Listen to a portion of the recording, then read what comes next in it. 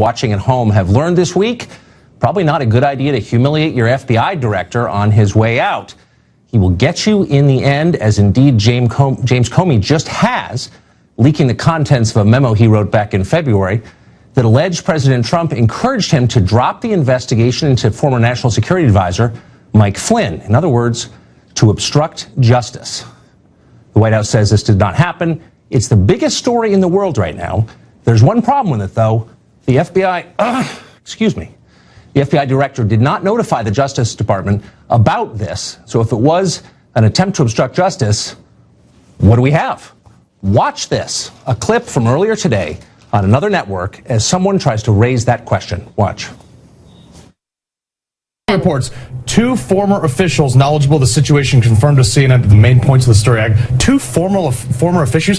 Tell you what, come out, name those people, then we'll have something to talk about. One, we protect sources. Two, it's not just CNN. It's Washington Post, New York Times, Wall Street Journal, CNN, ABC, yeah, but who NBC. are the sources?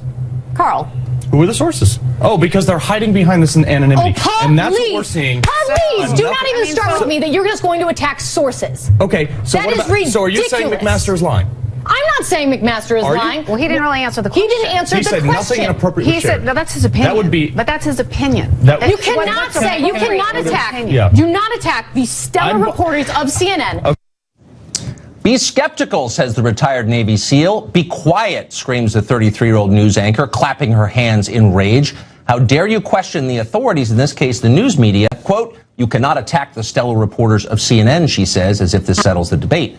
Now, a lot of cable panels have unfolded like this recently, and that is a shame because, as we noted earlier, the world is a very complicated place, Washington especially. What you think is happening often really isn't happening. Here's what we know.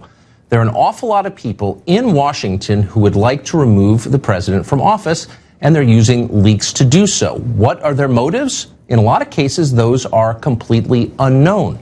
A lot of what you hear and accept uncritically, you ought to question. Take the Russians, for example. Just a few years ago, the Russians were considered harmless, toothless, drunken. Anyone who suggested otherwise was considered a holdover from the Cold War. Now, the Russians are considered evil, in fact, our most dastardly enemy, and anyone who questions that is probably a tool of Vladimir Putin and therefore a traitor to our country. One current member of the House Intelligence Committee put it this way. Why were the Russians in the White House? And I mean that seriously, Willie. They had just attacked our democracy. Their being there is exactly what we have all feared all along, is that Donald Trump would say something to them that is not really in line with U.S. policy. They are not our friends. We should share nothing more than pleasantries, certainly not national security secrets. Well, Congresswoman Stephanie Murphy, she's a Democrat from Florida, went a step further than this. She demanded that the U.S. government stop speaking to Russia at all in any way. Quote, there's no such thing as appropriate contact with a hostile foreign government, she declared. No word on whether she applied that same standard to Barack Obama's recent deal with communist Cuba. Now, nobody is arguing here, even the Trump administration, that Russia is a close ally of ours or that the Putin government is rooting for America's success. They're probably not. But when a country goes from being an afterthought, as Russia was just recently, to the target of war drums, as it is now, and it all changes in a single election cycle, as it has, it's fair to ask what exactly is going on here. Almost certainly more than meets the eye, probably a lot more. And if you live in Washington, you know for a fact there's a lot happening behind the scenes. The press ought to be asking questions about this, but they haven't. Instead, they've attacked anyone who does. Well, not on this show. With those questions hanging in the air, we're joined now by one of the very few people in the country who might credibly answer them. He is Stephen Cohen, and for decades he taught and researched Russian politics at Princeton and NYU, and he joins us tonight. Professor Cohen, thanks a lot for coming on. So to start with the first of these two stories, the president is accused of passing critical intelligence to the Russians in a meeting at the White House. Do you believe that happened? No, and nor have I, in these decades you mentioned, ever heard an elected member of Congress say that we should have no relations with the Russians at all. Presumably that would include nuclear weapons control. When I see, I guess it was a Democrat, it's on the bottom of your screen, asking what are the Russians doing in the White House anyway? Well, they're doing with President Trump the national security of our nation, because what's at stake here is a proposal by Putin of Russia, by Trump of America, to join hands in an alliance against international terrorism. Right.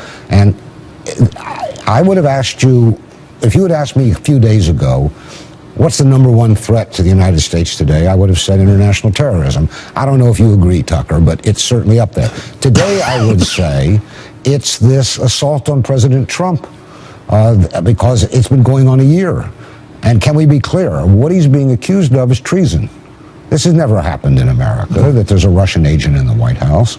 And we've had a whole array of allegations, from Putin helped him get in the White House to his associates are doing wrong things with Russians, that Flynn did something wrong in talking, his former national security advisor did something wrong with talking to the Russian ambassador. There's no evidence that there was any wrongdoing, and indeed Flynn should have talked to the Russian ambassador. That was his job.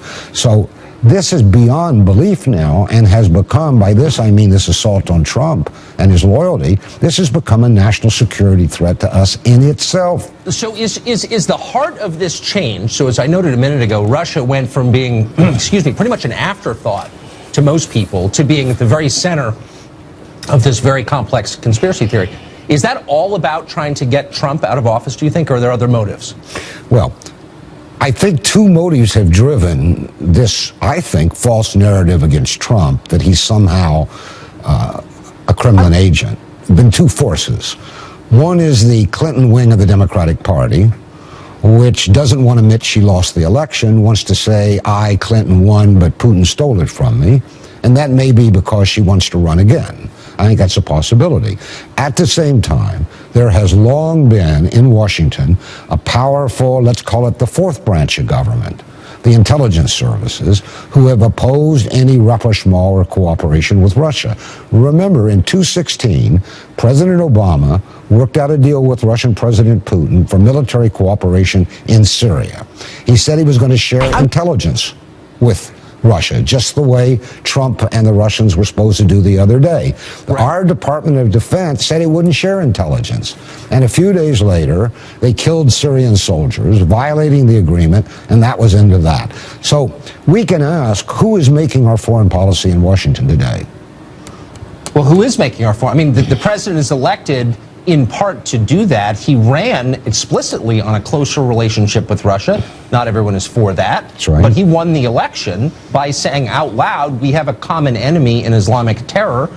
And so isn't it constitutionally the president's role to determine our posture toward the rest of the world? Isn't that the whole point of electing a president? Yeah, and so you and I have to ask a subversive question. Are there really three branches of government, or is there a fourth branch of government?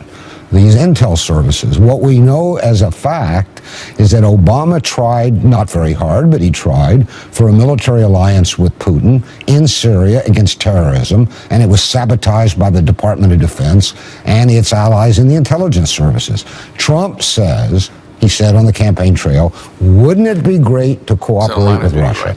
My answer is, it would be great. And Trump seems to want that to happen, but he's being thwarted. Every time he gets close, we get a new leak of a story. If what you're saying is true, and that his attempt to change the course of American foreign policy was sabotaged by a government agency without his permission, I mean, that is totally outside the bounds of constitutional government. I hope you're wrong. I suspect you're not. Professor Cohen, thanks for joining us.